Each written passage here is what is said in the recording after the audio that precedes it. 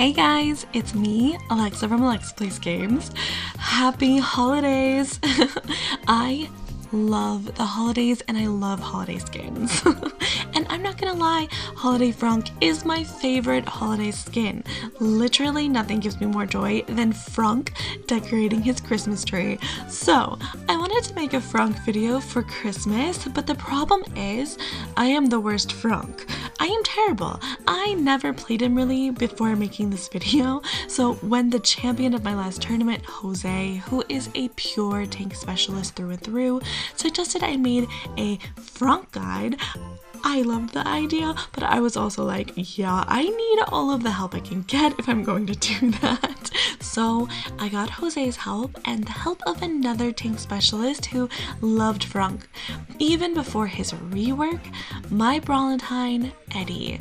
Then I decided just them telling me how to play Fronk and sending me replays and such wasn't going to do much without me trying to figure out the Fronk's mechanics on my own. So I pushed him to max tier.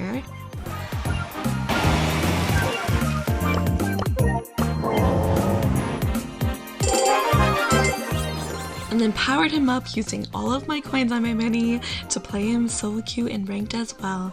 But if you see Jose or Eddy piloting the Fronk instead of me in this video, don't be surprised.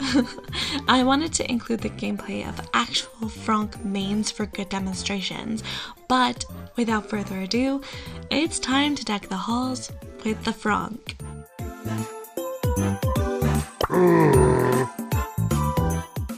This is my go-to build, which yes, I put together after getting advice from Eddy and Jose, as well as doing a little research into the builds pros use as well. And by research, I mean watching pro streamers play the Fronk. But there's a lot that goes into putting together his build, so let's go through everything so you can figure out a build that works for you. Fronk has two really good gadgets, but both have their time and place, so let's start with his beginner-friendly gadget. Irresistible Attraction allows Fronk to deal 50% more damage with his next basic attack and pull his enemies into his close range.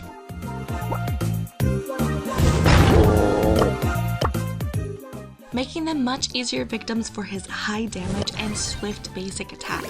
This gadget is beginner friendly because it can be difficult figuring out his positioning. Don't worry, we'll cover that.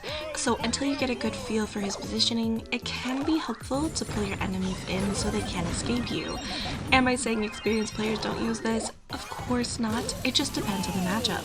Many experienced players who have good positioning will still use this gadget in ranked when they won't have to deal with a counter that game, or in ladder for certain maps and modes, like Knockout, because it helps Fronk get more takedowns, especially since experienced players know how to stay out of the Fronk's range, so this gadget can come in handy when you need to pull them in and take them out.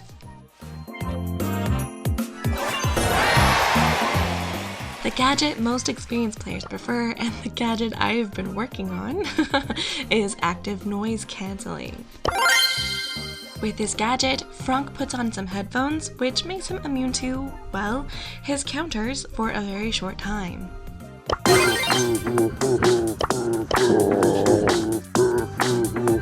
While yes, Fronk rocking out on his headphones in and of itself is very delightful, this gadget is also incredibly useful when you're matched against Fronk's biggest counters who can stun him, knock him back, slow him, even pull him in. One thing you have to keep in mind though while using this gadget is he is not immune for the full duration of the song, just for the short moment right after you activate it. So you need to work on your timing because you have to activate it at the right moment in order to protect yourself, making it a higher skill cap gadget. But it's worth the extra work because it is very necessary while facing counters in max tier ladder or ranked. Moving on to his star powers. Both of his star powers are good. One is more exciting than the other, but they're still both very good. But let's start out with his less exciting star power. Sponge increases the Fronk's health by 1340 HP.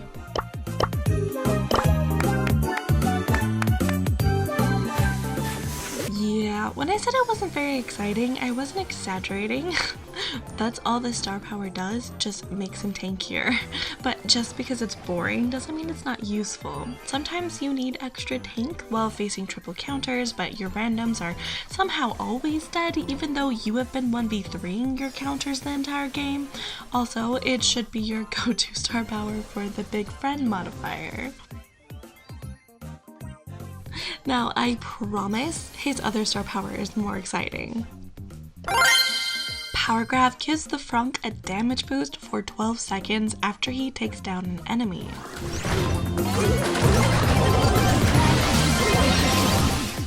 And it's not a small boost either. The boost he gains is much higher than the boost he gains from the damage gear when it's activated. This damage boost is rather significant, not to mention this buff lasts for 12 seconds. I know 12 seconds doesn't seem long, but when you consider how other buffs brawlers gain from gadgets or star powers in the game only last a few seconds, 12 seconds feels like an eternity. Just keep in mind, if you die just after you activate this damage boost, it will not still be active when you respawn. Now actually, I used to think the Fronk's gears would be pretty straightforward, but aside from the vision gear, which is pretty useless to the Fronk, I mean, he destroys like all the grass on the map, like where's the value? There's a lot to consider here, so let's get into it, starting with the speed gear. Now, the Fronk may have all the tank in the world, but he's not very fast, and this is pretty much the case with all tanks. To quote my favorite pro, hint, he's the best, tanks need all of the speed they can get. Even if it's just a few patches of grass here and there, the speed boost will still make a difference for any tank, not just the Fronk.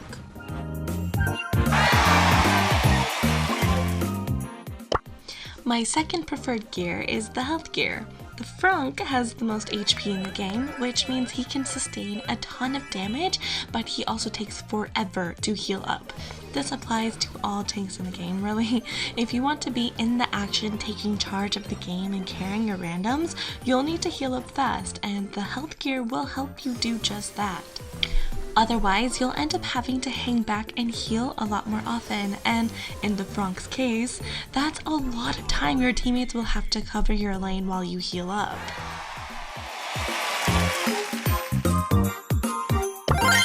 Now, if you don't have a ton of coins, you can skip this shield gear, but if you're trying to use Fronk in competitive, he will find value using the shield gear when he's matched against Colette. Without the shield gear, Colette can unload her ammo and super and kill the Fronk. But with the shield gear, he survives. Barely, but he survives. Next, we have the damage gear. Now, Fronk is known for how much damage he does, so the damage gear seems like a no-brainer. But the damage gear is more complex than you'd think. I used to always use the damage gear with the Fronk, but it turns out the damage gear and the power grab star power, they don't stack. Since he benefits more from the power grab star power than from the damage gear, you might just want to go with a different gear while using that star power, like the speed gear or the +1 gear. But this gear is a must-have when you're using Sponge. And if you're using Sponge, more than likely you're facing counters, so your HP is gonna drop a lot, meaning you'll get plenty of value from this gear, especially when randoms don't help you.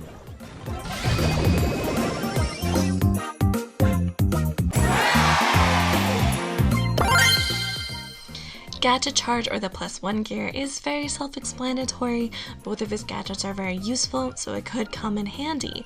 But I honestly never find myself needing a fourth gadget, but I think if you're facing a lot of counters, it could maybe come in handy in those situations. His Hypercharge Seismic Smash is a very good Hypercharge, maybe not the best in the game, but it does improve the Fronk's gameplay quite a bit. Seismic Smash causes the Fronk's super to affect a very wide radius around him, not just the area right in front of him. meaning he can easily stun the entire enemy team and team wipe. Now, just like every tank who has a Hypercharge, the stat buff alone is enough to make his Hypercharge good, but the fact that it has team wipe potential definitely makes his Hypercharge very good. Since just like his regular super, Fronk also destroys walls and grass surrounding him, that means you can use the Fronk to establish map control. Maps with walls and grass attract certain kinds of brawlers, but if you take away their walls and grass, that weakens those brawlers significantly. So if you parry the Fronk with someone who can counter those brawlers as long as they lose their grass and walls, that makes this Hypercharge useful, even when Fronk is facing experienced players who know how to stay out of his Hypercharge range. Is it worth the coins though? Maybe. It depends on how much you love the Fronk, but if you're powering up other brawlers, to be frank, pun intended, you really only need his basic attack in most matchups. His Hypercharge, while definitely good, is not necessary for the Fronk to be a good brawler.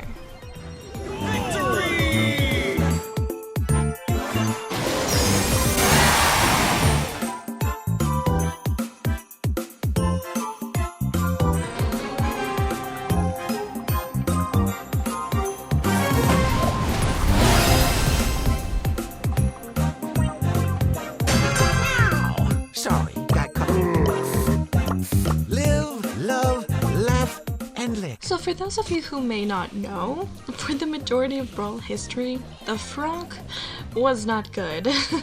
He was slow, he was easy to counter, and he was a supercharging station essentially, just charging up the enemy supers. But not all that long ago, he got a rework, which completely revitalized this brawler and catapulted him to the top of the meta. I remember when I tried him out post-rework, I laughed so hard because my enemies had no idea how to deal with him. He had been out of the meta for so long, they didn't know how to stay out of his range or how to counter him. But now that he's been at the top of the meta for quite some time, that is no longer the case. Players once more know how to counter the Fronk and how to avoid his super, but he's still good. His rework and his Hypercharge did their job, and now he's probably the best tank in the game right now. But because there are a lot of tank counters in the game and inexperienced players know how to deal with him well again, there's a lot more you have to work on while playing the Fronk than just his basic attack and super.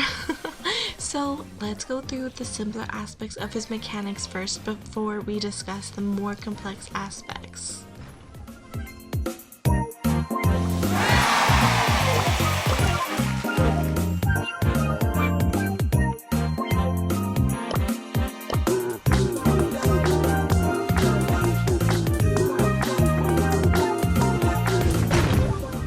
Like I said before, for Fronk to be a good brawler, all he needs is his basic attack.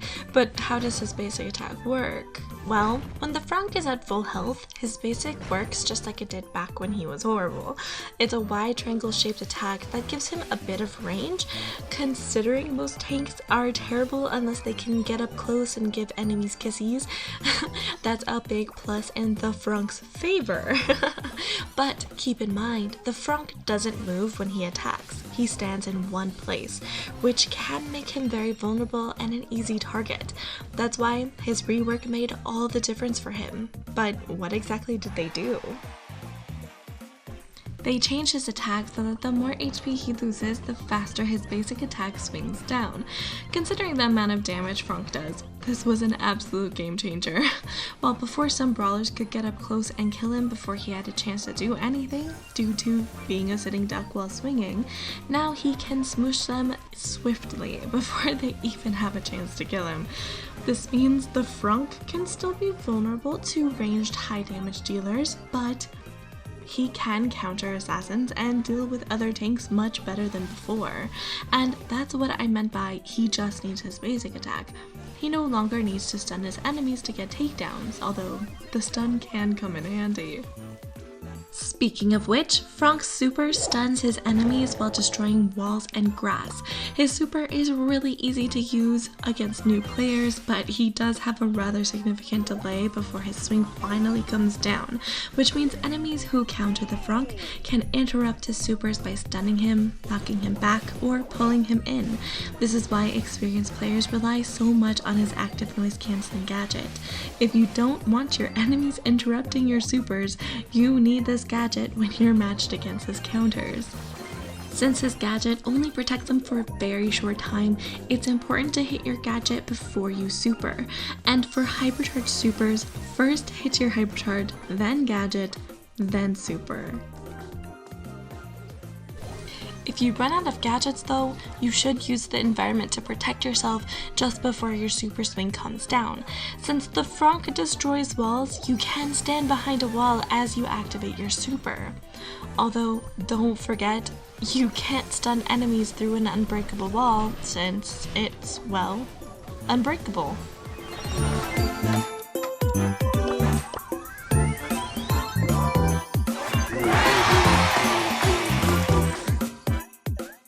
Now that you understand how to use his basic and super, it's time to talk about positioning. The Fronk has what's called the tank trait, which means when he sustains damage, it helps him charge up his super. The good news is, charging up your super passively is pretty achievable, since everyone is going to focus on you the whole game, because you're big and strong and your hitbox is huge. You're simultaneously an easy target and a threat, but that's also the bad news.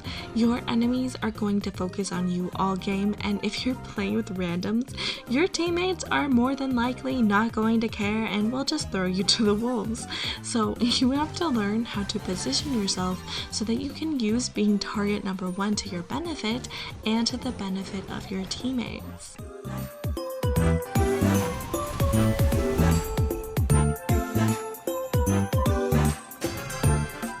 So learning good positioning means learning how to strike a good balance between sustaining damage and not feeding the wrong supers.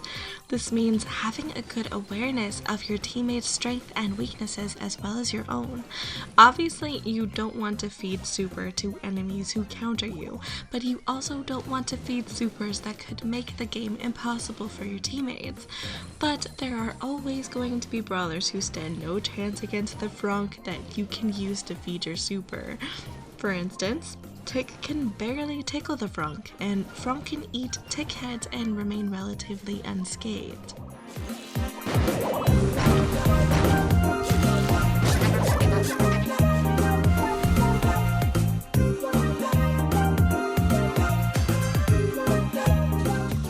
Positioning the Fronk is also important due to his intimidation factor. It's hard for him to stun with his super while playing experienced players, but you can use that against them. A Fronk sauntering up the map and getting too close for comfort is enough of a threat that he can back enemies into a corner, turn your enemies into sitting ducks, while making space for your teammates and keeping your teammates safe. Probably the best example of this I've seen this year was KCP's second best during Worlds. And I'm not just mentioning it because second runs holiday party Fronk, although he is the GOAT for that too. But it was crazy to me how people made fun of him for his end screen after this game, because to me it was obvious that he fulfilled his role on his team perfectly due to his positioning and game sense. You can see very clearly who second has decided to avoid and who second decided he can feed. As I said before, Tick isn't a threat to him, so he jumps in front of every Tick head for his team. He also will walk up and face down the RT because RT has a gadget that can give him his super. So RT having his super is pretty inevitable anyway. But the second they send the mouse to lane second, pun intended, second gets behind a wall and then switches lanes with his teammates. Because back then Mo still hadn't had any damage nerfs and he posed a real threat to his teammates and even to the Fronk.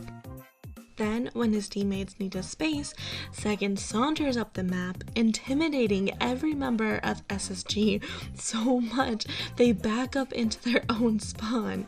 This move, while Second didn't get any kills, ensured his teammates would be in a good position to take that round. So in passive modes and pretty much everywhere else, keeping the Fronk's positioning in mind will allow you to take Fronk into any mode, and pairing him up with squishier brawlers who could benefit from the distraction and protection the Fronk provides means he doesn't necessarily need to get kills to be good. Sometimes just the threat the Fronk provides will be enough to secure a win for you and your teammates. Also, side note, since Second said I should, I also wanted to mention that my mom is the most intelligent, lovely, and warm-hearted person on the planet, and I'm so lucky to have her in my life. Merry Christmas, Mom.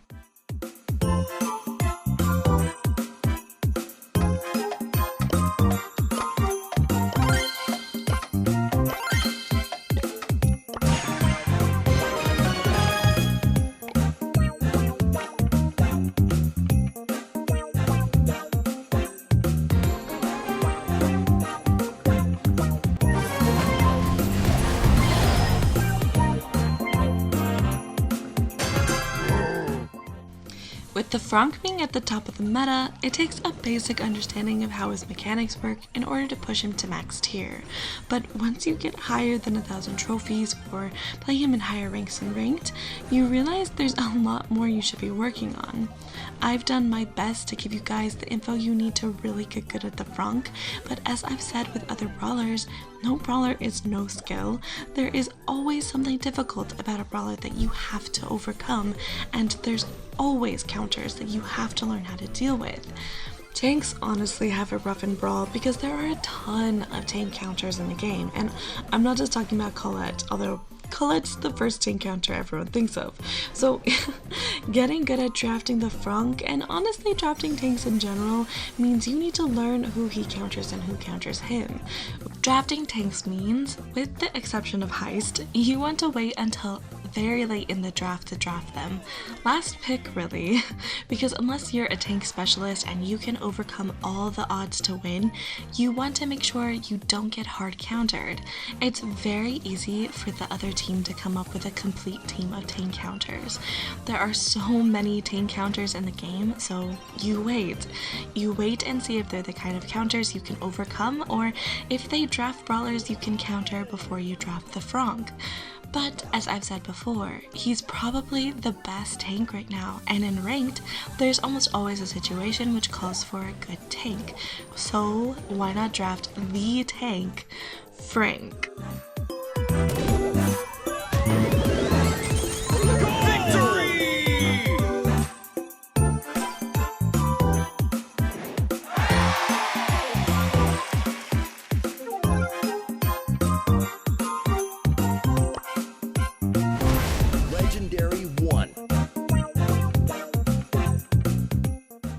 He counters anyone who has to get into his range to kill him, which definitely includes anyone who has to use grass in order to get close to enemies.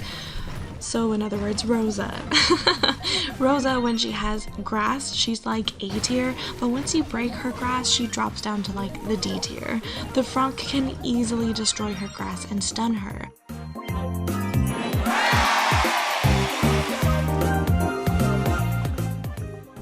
He also out-tanks most tanks, with the exception of El Primo, who is a tank who will always counter tanks including the Fronk. The Fronk will always have a favorable matchup into pretty much every tank in the game in general. Other tanks just don't have the HP to compete with the Fronk, who not only has HP, but he also has high damage attacks and stuns.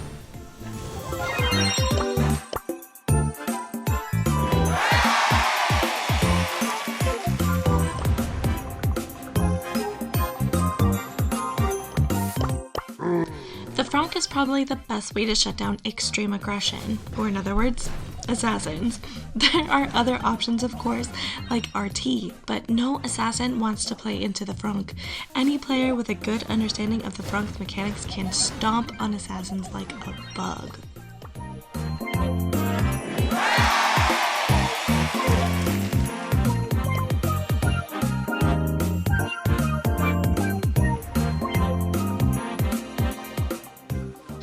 He's primarily countered by long-range damage dealers and anyone who can interrupt his supers. For ranged damage dealers, most people think of Colette, but there are many others. Colt, Rico, etc. all have range and high damage output, but the only way they lose is if the Fronk can get into range. Otherwise, they can laser beam Fronk down before he can do anything.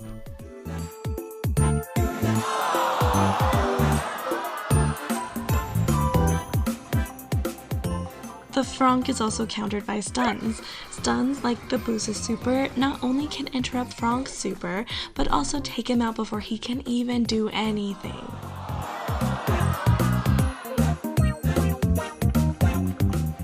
Macy is probably the best knockback counter to the Fronk.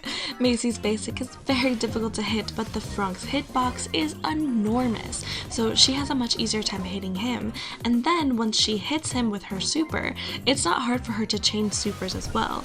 You can protect yourself from the knockback, but not the sheer damage.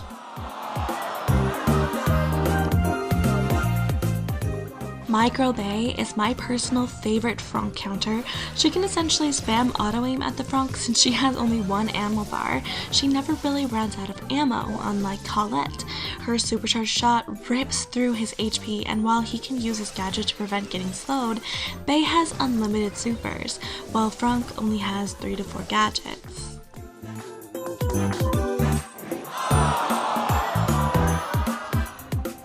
Finally, pulls can also cancel the Fronk super, but Buster also has his shield to protect himself from the Fronk too. Not to mention, unlike other tanks the Fronk just stomps on, Buster has the range to tiptoe in and out of range to wear down the Fronk's health, and just in case he gets too close, he has his super to protect himself as well.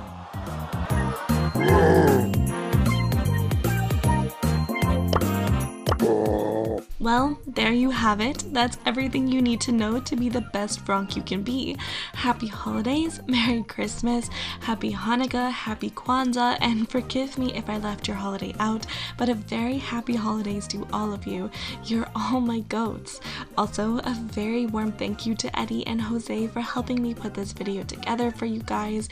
You're both amazing tank specialists, and I couldn't have done it without your help. If you liked this video and want me to make a guide for another brawler, leave a comment and let me know, or better yet, join my Discord server, link in the description. I love hearing from you guys. I'm working on some other guides and some other videos as well, so stay tuned, but until then, play later guys! Mwah!